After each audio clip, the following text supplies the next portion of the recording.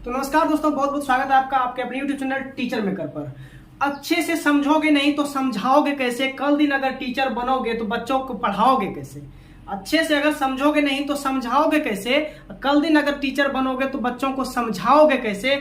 आज की क्लास होगी मैथ्स पेडागोजी की। अगर आप सीटेट 2022 या फिर किसी भी टीचिंग एग्जाम्स की तैयारी कर रहे हैं तो काफी इंपॉर्टेंट आपके लिए वीडियो होने वाली है, क्योंकि हम लोग पढ़ने वाले हैं शिक्षण विधियां। पढ़ाने की विधि ये आपको निजी लाइफ में भी काम आएगी।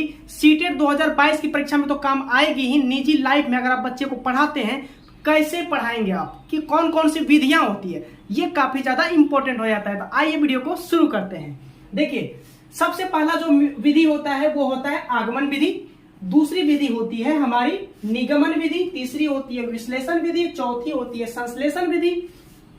पांचवी होती है प्रयोगशाला विधि और छठी होती है व्याख्यान विधि।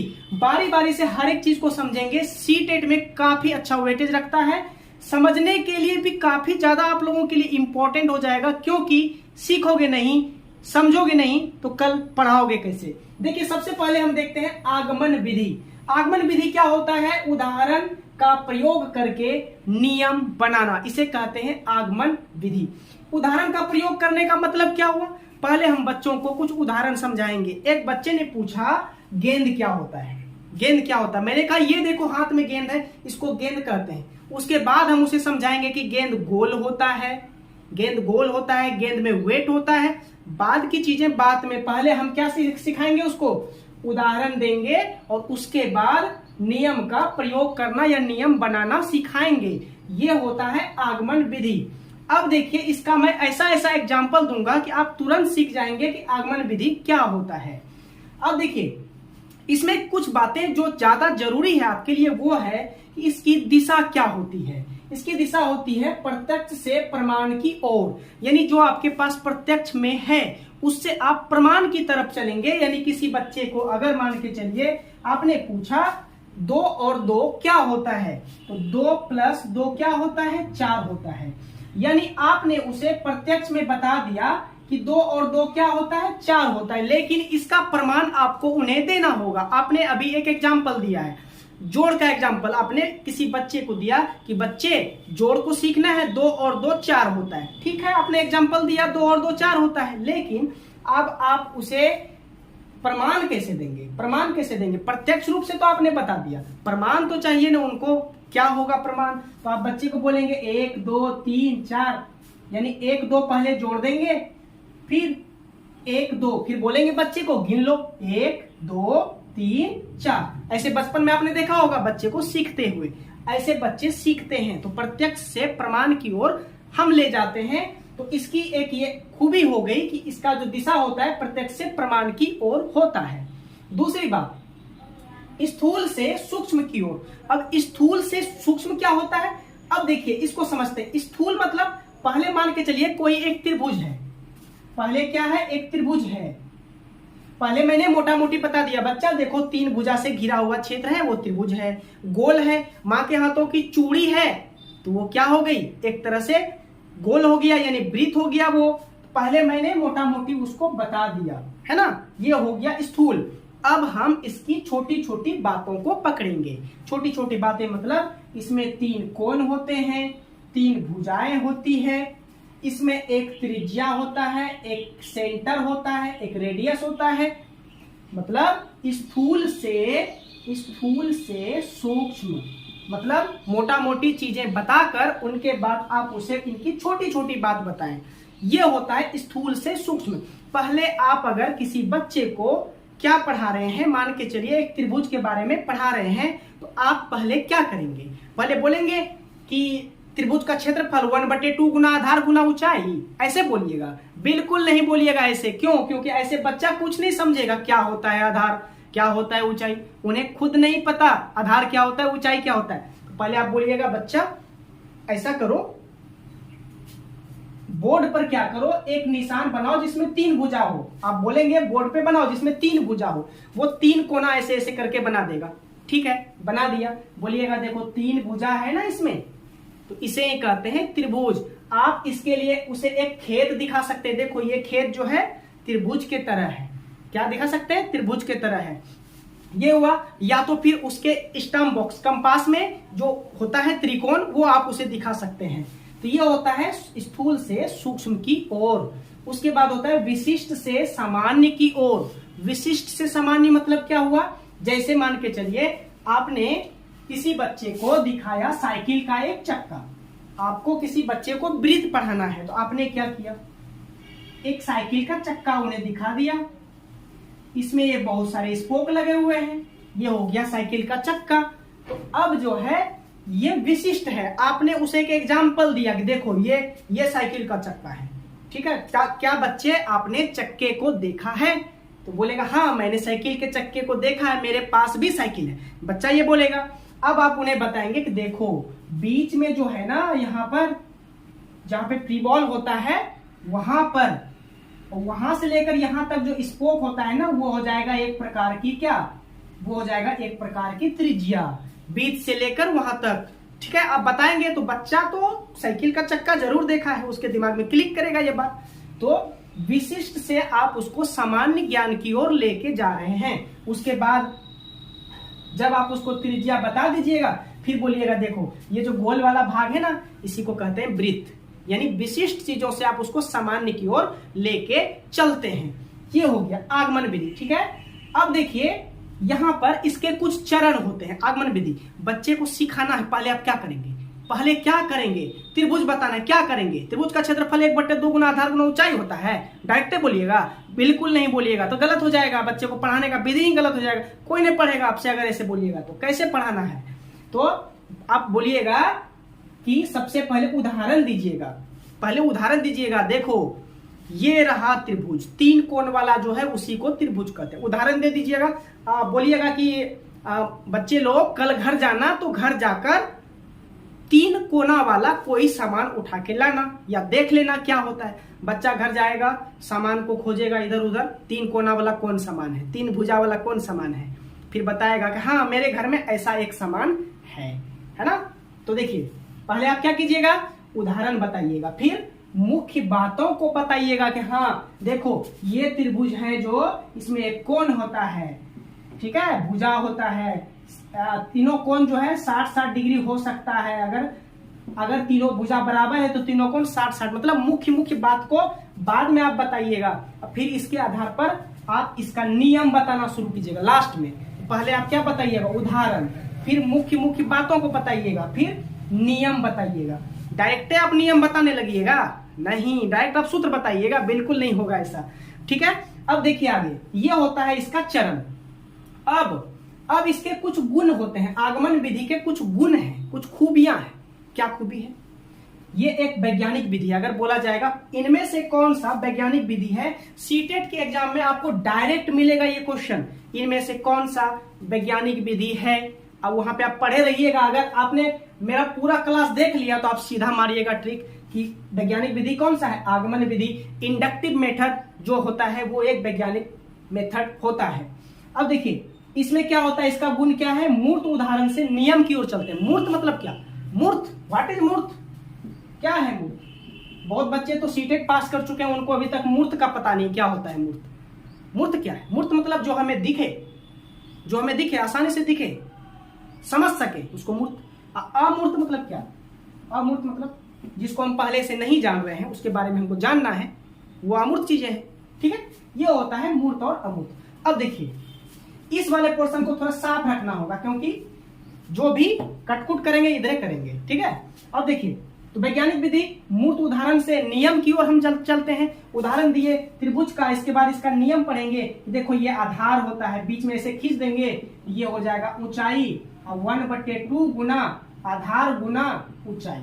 तो बाद में ना बताइएगा, है ना। तो पहले मूर्त से नियम की ओर। और ऐसा देखिए ये जो विधि होता है आगमन विधि, ये बिल्कुल अस्थायी विधि होता है, स्टेबल होता है। मतलब आप बच्चे को पिक्चर दिखा दिखा के समझाए हैं, घर में सामान खोजवा के समझाए हैं, तो बच्चा भूलेगा नहीं, मतलब अस्थायी होगा, उसके दिमाग में अस्थायी बैठा रहेगा, अधिक समय तक बैठा रहेगा। समझ में आ रही है बात, ये होता है इसका गुण। लेकिन इसका कुछ दोष भी है, किसी चीज का अगर अच्छाई होता है तो कुछ खराबी भी होता है। क्या है खराबी, देखिए तो इसमें क्या होता है, समय अधिक लगता है। आप बच्चे को बोले घर जाओ, देखो तीन कोना वाला कौन कौन सामान है देखो, बोले ना समय लगेगा, वो घर जाएगा देखेगा समझ के आएगा, समय लगेगा। तो ये इसका खराबी हो गया, ड्रॉबैक्स हो गया ये। दूसरा, अधिक परिश्रम, मेहनत करना होगा, बच्चे को खोजना होगा, पूरा परखेगा जांचेगा कि तीन कोना वाला है भी कि नहीं, कि एक कोना टूट गया चार कोना बन गया, ये भी देखेगा वो। और ये अपूर्ण विधि है। अपूर्ण विधि इसको क्यों बोला गया, क्योंकि आगमन विधि का प्रयोग सिर्फ नहीं किया जा सकता, हमको निगमन विधि का सहायता लेना ही पड़ेगा, ठीक है, इसलिए इसको अपूर्ण विधि कहा गया। तो इस तरह आगमन विधि हमारा समाप्त हो जाता है। आगमन विधि क्या है? इंडक्टिव मेथड, यहां से क्वेश्चन पूछा जाता है। और बच्चे को जो प्राइमरी लेवल का अगर आपको पूछा जाएगा, प्राइमरी लेवल पर बच्चे के लिए कौन सा विधि सबसे ज्यादा आवश्यक होगा, सबसे ज्यादा कारगर होगा, किससे वो ज्यादा समझेगा, कौन विधि, चार में से कौन विधि से पढ़ाइएगा? कल दिन आप बच्चे को पढ़ाइएगा, चारों विधि में कौन विधि से पढ़ाइएगा? तो आप बोलिएगा आगमन विधि से पढ़ाएंगे। आगमन विधि ही छोटे बच्चे के लिए, प्राइमरी लेवल के बच्चे के लिए ज्यादा इंपॉर्टेंट होता है। यहां से भी ऑब्जेक्टिव एक बन जाता है कि प्राइमरी लेवल के बच्चे के लिए कौन सी विधि सर्वाधिक महत्वपूर्ण है, सर्वाधिक उपयोगी है, कौन सी है? आगमन विधि काफी ज्यादा इंपॉर्टेंट होगा। ठीक है, आगे बढ़ते हैं। ठीक है, थोड़ा सा हम पानी पी लेते हैं, तब तक आप कमेंट करके बताइए आपको समझ में आया कि नहीं आया।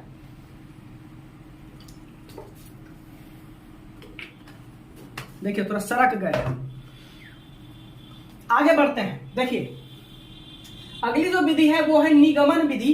इसको कहते हैं डिडक्टिव मेथड। डिडक्टिव, निगमन यानी आगमन का उल्टा होगा, आगमन का उल्टा निगमन। डिडक्टिव मेथड क्या होता है? ये नियमों और सूत्रों का प्रयोग कर समस्या का समाधान करना। इसमें क्या करते थे? उदाहरण देके नियम निकाल लेते थे। इसमें उसका उल्टा, नियम देख के, नियम बता के उदाहरण बाद में बताएंगे और समस्या का समाधान करेंगे। पहले इसमें नियम, इसमें पहले उदाहरण, इसमें उदाहरण, इसमें पहले नियम। तो नियम बता के तब समस्या का क्या करेंगे? समाधान करेंगे। अब देखिए तो इसका खूबी क्या हो जाएगा? नियम से उदाहरण की ओर चलेंगे, नियम से उदाहरण की ओर चलेंगे। अब देखिए नियम से उदाहरण की ओर हम कैसे चल सकते हैं, थोड़ा ये बताइए। नियम से उदाहरण की ओर कैसे चल सकते हैं? जैसे हम किसी बच्चे को बताते हैं a+b का होल स्क्वायर। छोटका बच्चा की बात नहीं कर रहे हैं, छोटका बच्चा को a+b का होल स्क्वायर आप क्या पढ़ाइएगा, है ना? a+b का होल स्क्वायर पढ़ाते हैं। मान के चलिए किसी को, क्या होता है? a² + b² + 2ab। ये तो नियम ना हुआ जी, ये हुआ नियम, ये सिद्ध किया हुआ नियम पहले से है। इसके बाद आप इसका उदाहरण दीजिएगा कि कैसे होगा। तो 2 जोड़ b के जगह कुछ रखिएगा, मान के चलिए कुछ भी रखते हैं, कुछ भी x रख देते हैं, इसका स्क्वायर, मतलब आप उसको पहले एक क्या दिए? नियम दिए। नियम से फिर समस्या, अपना जो समस्या है, समस्या का समाधान कीजिएगा। समझ में आई बात? तो पहले नियम बताते हैं इसमें और फिर उदाहरण की ओर जाते हैं। समझ में आ रही है बात? जैसे देखिए, जैसे आपने एक त्रिभुज अभी बनाया था, त्रिभुज का बता दिया कि 1/2 गुना आधार और गुना ऊंचाई होता है इसका क्षेत्रफल। ठीक है, सूत्र बता दिए, सूत्र को सवाल को सॉल्व करेगा। मान के चलिए इसका 4 है और ऊंचाई है 2, तो 1/2 और गुना आधार हो जाएगा 4, ऊंचाई 2, 2 दूना 4 यानी 2 दूना 4 हो गया, 4 मीटर स्क्वायर हो गया इसका क्षेत्रफल। त्रिभुज का क्षेत्रफल मेरा निकल गया 4 मीटर स्क्वायर। अब आप बताइएगा कि क्षेत्रफल क्या होता है? इसके अंदर का जगह जो होता है क्षेत्रफल होता है। यानी पहले आप नियम बता दिए उसको और फिर बताइएगा क्या चीज? नियम के बाद नियम से आप बताइएगा उदाहरण। ये होता है निगमन विधि। क्या होता है? निगमन विधि। ठीक है, उसके बाद ये चलता है सामान्य से विशिष्ट की ओर। सामान्य से क्या चलता है? विशिष्ट की ओर। पहले हम क्या करते हैं? पहले हम नियमों को सीखते हैं, फिर उदाहरण सीखते हैं, यानी सामान्य से विशिष्ट की ओर चलते हैं। उसके बाद ये जो होता है सूक्ष्म से स्थूल होता है, सूक्ष्म से स्थूल चलता है, मतलब इसका उल्टा। अभी बताए थे स्थूल से सूक्ष्म, लेकिन इसमें चलेगा सूक्ष्म से स्थूल। तो इसको थोड़ा सा डिफरेंस बढ़िया से कीजिएगा। यदि एग्जाम में जो है ना ये आंख में मतलब क्या कहते हैं, आकाशी लगा देता है आदमी को। बढ़िया पढ़ा हुआ आदमी इसमें गलती करता है, हम देखे हैं करते हुए।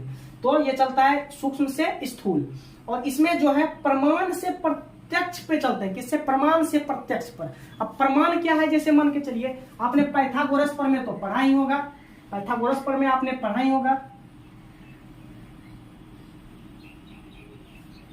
क्या होता है, कर्ण का स्क्वायर बराबर लंब का स्क्वायर जोड़ आधार का स्क्वायर। यह प्रमाणित किया हुआ कथन है ना पहले पाइथागोरस पर में।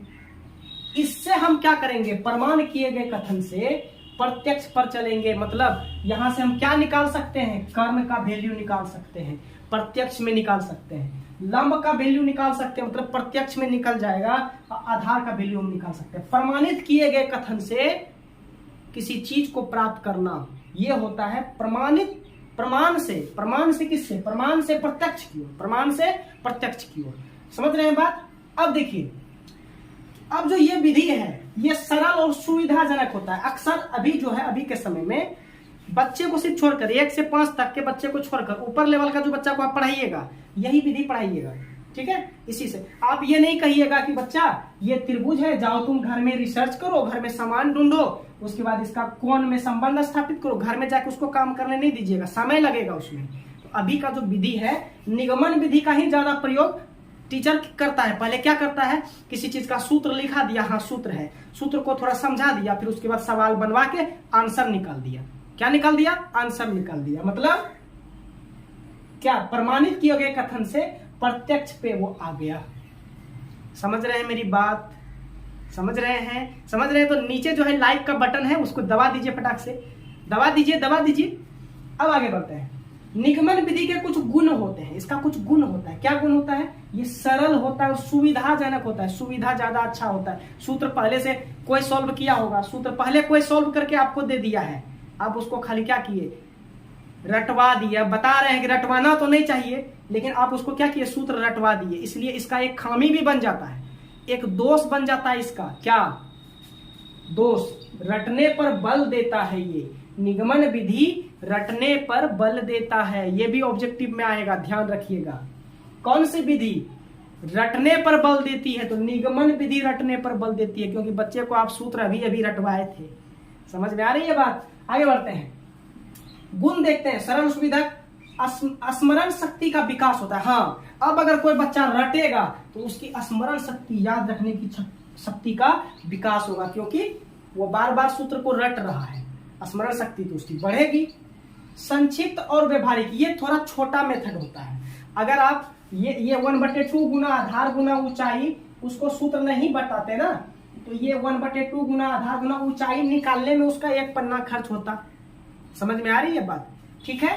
तो ये संक्षिप्त होता है और व्यवहारिक होता है। अब बच्चा इसमें तेजी से सीखता है, ये बात भी याद रखिएगा। इसमें क्या होता है, बच्चा तेजी से सीखता है निगमन विधि में। सबसे बड़ा खराबी इसका, जिसको दोष कहेंगे, निगमन विधि के दोष, इनमें से कौन सा निगमन विधि के दोष हैं, तो रटने पर ये बल देता है, क्योंकि सूत्र आप याद न करवाइएगा, प्रमाणित किए हुए कथन से प्रत्यक्ष पे आइएगा। ध्यान में आई बात। आगे बढ़ते हैं, ठीक है, आगे बढ़ते हैं और देखते हैं विश्लेषण विधि को। और देखिए, क्लास को छोड़ के भागिएगा नहीं, काफी इंपॉर्टेंट क्लास है और ऐसी ही वीडियो आपके लिए मैं बनाता रहूंगा हर वक्त।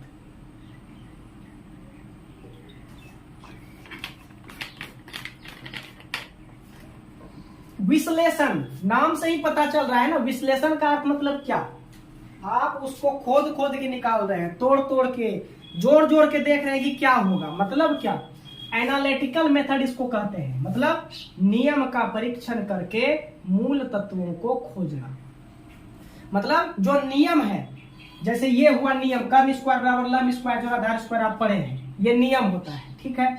इस नियम का क्या कीजिएगा, परीक्षण कीजिएगा, मतलब इस पे दिमाग लगाइएगा, ये कैसे, लंब से हम कर्ण कैसे निकालेंगे, आधार से हम कर्ण कैसे निकालेंगे, आप उसमें दिमाग लगाइएगा, है ना। तो मतलब नियम का परीक्षण करके मूल तत्व को खोजना, मेन चीज को खोजना, खोज के निकालना, यही होता है विश्लेषण। नाम से ही पता चल रहा है, विश्लेषण का अर्थ ही होता है खोजना, उसके अंदर जाना और खोजना।